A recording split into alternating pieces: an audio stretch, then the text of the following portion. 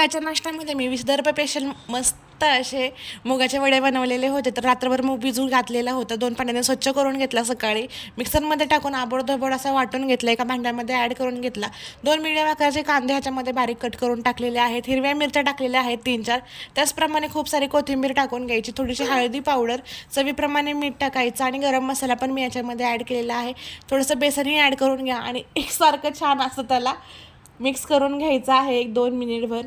व्यवस्थित त्याला मिक्स झाल्यानंतर कढईमध्ये तेल ॲड करून घ्यायचं. तेल गरम झाल्यानंतर एक एक करून सर्व वडे सोडून द्यायचे आहे. तुम्ही पोळपाटावर वरतीही थापून घेऊ शकता, पण आपल्याला जास्त वेळ घालवायचा नाही, त्याच्यामुळे मी हातावरतीच थापून घेतलेले आहेत. आणि एकदम मीडियम फ्लेमवरती याला सर्वांना तळून घ्यायचं आहे 3 ते 4 मिनटं.